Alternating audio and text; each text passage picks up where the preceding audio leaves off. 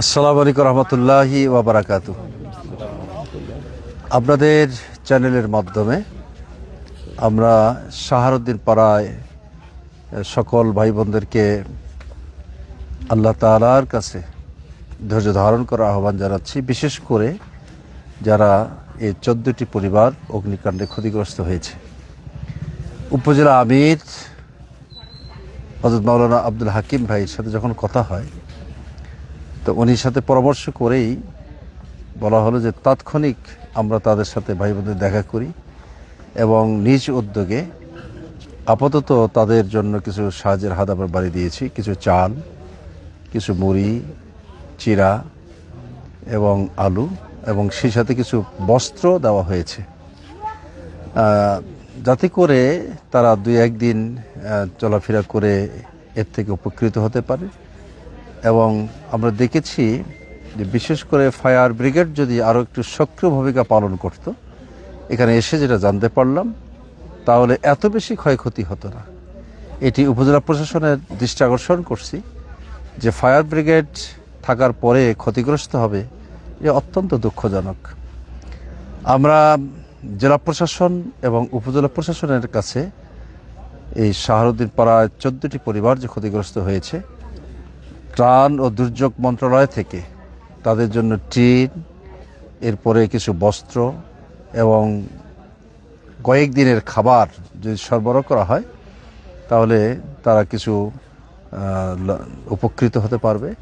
এই জন্য আমরা উদাত্ত আহ্বান জানাচ্ছি এবং সেই সাথে এই এলাকার যারা মানবিক লোকেরা রয়েছেন তাদেরকেও আমরা আহ্বান জানিয়েছি যে পুরাতন কাপড় হলেও বোনদের জন্য শাড়ি কাপড় আর ভাইদের জন্য লুঙ্গি, শার্ট, পাঞ্জাবি দিয়ে উপকৃত করা যেতে পারে, এই উদাত্ত আহ্বান জানিয়েছি।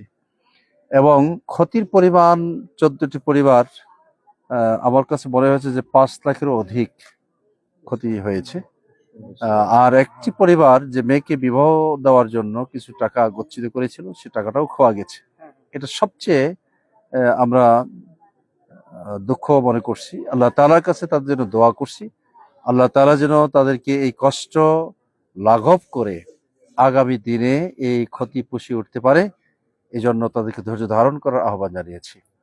এবং সেই সাথে স্থানীয় সংগঠন, বিশেষ করে ওয়ার্ড সংগঠন, ইউনিয়ন সংগঠন, উপজেলা সংগঠন এবং জেলা সংগঠন সহ আমরা যতটুকু পারি আবারও সাহায্যের হাত বাড়িয়ে দেব।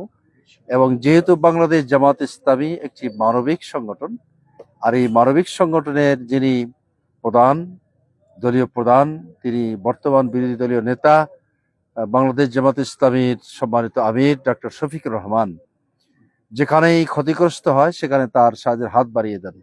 আমরা আশা করছি যে এই 14টি পরিবারকে সামনে রেখে কেন্দ্রীয় সংগঠন সাহায্যের হাত বাড়াবেন, আমরা এই প্রত্যাশা রাখছি। এবং সেই সাথে আপনাদের মিডিয়া কর্মীর মাধ্যমে আমরা জানাতে চাই, অনেক দাতা গোষ্ঠী রয়েছে, এই দাতা গোষ্ঠী যদি তারা এগিয়ে আসে, আমার মনে হয় যে 14টি পরিবারকে প্রতিষ্ঠা করা সম্ভব হবে। আজকের এই সামান্য কিছু অনুদান আমরা দিয়েছি, সেখানে পুলিশ প্রশাসনের কর্মকর্তাবৃন্দ ছিল, মিডিয়ার কিছু সাংবাদিক বন্ধুরা ছিলেন এবং এই শাহরুদ্দিন পাড়ার কিছু ময়মুরব্বী ছিলেন, স্থানীয় জামা নেতৃবৃন্দ, উপজেলা আমির সহ উপজেলা কর্মপরিষদ সদস্যবৃন্দ ছিলেন এবং সেই সাথে ডিমলা উপজেলারও কয়েকজন দায়িত্বশীল ছিলেন। আমরা সকলকেই ধন্যবাদ জানাচ্ছি আজকের এই কাজে অংশগ্রহণ করার জন্য। জি, সবাই ভালো থাকবেন, সুস্থ থাকবেন। আল্লাহ হাফেজ।